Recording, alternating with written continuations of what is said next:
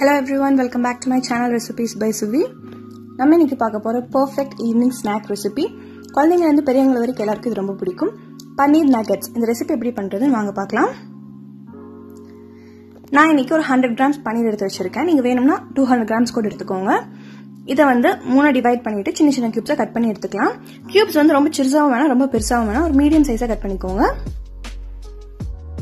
100 gram பன்னீருக்கு பாத்தீங்கன்னா 10 nuggets வந்துச்சு. அது உங்களுக்கு பத்தாது அப்படின்னா நீங்க 200 கிராம் கூட வாங்கிக்கலாம். எனக்கு இது கரெக்டா இருந்தது. இப்போ பன்னீரை கட் பண்ணியாச்சு. கியூப்ஸா இந்த சைஸ்ல கட் பண்ணி எடுத்துக்கோங்க, இது கரெக்டா இருக்கும். அடுத்து ஒரு பவுல்ல 1 teaspoon red chilli powder add பண்ணிக்கோங்க. 1/4 teaspoon black pepper powder, 1/4 teaspoon உப்பு, 1/4 டீஸ்பூன் சாட் மசாலா. சாட் மசாலா ஆப்ஷனலா இருந்தா ஆட் பண்ணிக்கோங்க. அடுத்து இதுல ஒரு 1/2 டீஸ்பூன் இஞ்சி பூண்டு விழுது ஆட் பண்ணிக்கோங்க. இப்போ இதெல்லாத்தையும் ஆட் பண்ணிட்டு நல்லா கலந்து விட்டுக்கோங்க. இதுல தண்ணியும் இல்ல எதுவுமே நம்ம ஆட் பண்ண போறதில்ல. உங்களுக்கு வேணும்னா நீங்க எலுமிச்சம்பழ சாறு ஒரு 1/4 டீஸ்பூன் ஆட் பண்ணிக்கலாம். அடுத்து நம்ம கட் பண்ணி வச்சிருக்கிற பன்னீரை இதுல ஆட் பண்ணிட்டு ஒரு மிக்ஸ் பண்ணிக்கோங்க.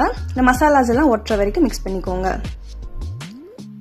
பன்னீர் கியூப்ஸ் வந்து உடையாத மாதிரி மிக்ஸ் பண்ணிக்கோங்க. மசாலாஸ் எல்லாம் ஒட்டிக்கிச்சு நல்லா. இது ஒரு 1/2 hour மேரினேட் பண்ணி எடுத்து வச்சிருங்க. அடுத்து ஒரு பவுல்ல 1 டேபிள் ஸ்பூன் மைதா மாவு, 1 டேபிள் ஸ்பூன் கார்ன்ஃபிளவர் மாவு, 1/4 டீஸ்பூன் உப்பு, 1/4 டீஸ்பூன் பிளாக் பெப்பர் பவுடர். இது எல்லாத்தையும் ஆட் பண்ணினதுக்கு அப்புறம் நம்ம இதில் கொஞ்சம் தண்ணி விட்டு இது கரைச்சி எடுத்துக்கலாம். தண்ணி வந்து பாத்தீங்கன்னா 1/4 கப்புக்கு கம்மியாக தான் தேவைப்படும். ஸோ பார்த்து ஆட் பண்ணி கலந்துக்கோங்க. ஒரு ஸ்பூன் வச்சு நல்லா மிக்ஸ் பண்ணிக்கிறேன். கட்டி இல்லாம நல்லா மிக்ஸ் பண்ணிக்கோங்க. இந்த கன்சிஸ்டன்சி இருந்தா கரெக்டா இருக்கும் பேட்டர். இப்போ ரெடி ஆயிடுச்சு. அடுத்து நம்ம மேரினேட் பண்ணி வச்சிருக்கிற பன்னீரை ஃபர்ஸ்ட் நம்ம இந்த பேட்டர்ல டிப் பண்ணி எடுத்துக்கலாம். நாலா பக்கமும் நல்லா டிப் பண்ணிக்கோங்க. அடுத்து நம்ம பிரெட் கிரம்ஸ்ல டிப் பண்ணி எடுத்துக்கலாம்.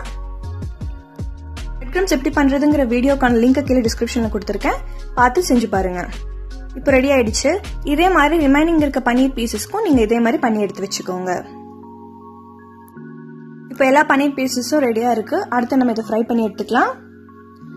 ஃப்ரை பண்றதுக்கு தேவையான அளவு எண்ணெயை கடாயில நல்லா சூடு பண்ணி எடுத்து வச்சுக்கோங்க. நல்லா சூடா இருக்கிறப்போ ஒரு பன்னீரா நீங்க உள்ள ஃப்ரை பண்ணி எடுத்துக்கோங்க. அப்பப்போ கலந்து விட்டுக்கோங்க, அப்பதான் கலர் ஈவனா கிடைக்கும். நல்லா கோல்டன் ப்ரௌன் கலர் ஆனதுக்கு அப்புறம் இதை நம்ம ரிமூவ் பண்ணிக்கலாம். இப்போ பன்னீர் நல்லா குக் ஆகி நல்லா கோல்டன் ப்ரௌன் கலர்ல இருக்கு. இதை நான் ரிமூவ் பண்ணிக்கிறேன். இதே மாதிரி ரிமைனிங் எல்லாத்தையும் ஃப்ரை பண்ணி எடுத்துக்கோங்க. இப்போ நான் இதை பிளேட்டுக்கு ட்ரான்ஸ்ஃபர் பண்ணிடுறேன். இந்த ரெசிபி ஜஸ்ட் குவிக்கா நீங்க ஒரு 5 to 10 minutes நீங்க ரெடி பண்ணிடலாம். இதை நீங்க green chutney and tomato ketchup வச்சு சர்வ் பண்றப்போ ரொம்ப அட்டகாசமா இருக்கும். கிரீன் சட்னி ரெசிபி வேணும்னா கீழே கமெண்ட்ஸ்ல கேளுங்க, நான் கண்டிப்பா அடுத்த ஒரு வீடியோவை போடுறேன். இந்த ரெசிபியை கண்டிப்பா வீட்டில் ட்ரை பண்ணி பாருங்க. ஒரு ஈவினிங் ஸ்நாக்கா எல்லாருக்கும் ரொம்ப பிடிக்கும். இந்த ரெசிபி பிடிச்சிருந்தா இந்த சேனல் மறக்காம சப்ஸ்கிரைப் பண்ணுங்க. அடுத்த ஒரு சூப்பரான ரெசிபியோட உங்களை மீட் பண்றேன். Until then, it's bye from me, Shweta. See you guys in my next video.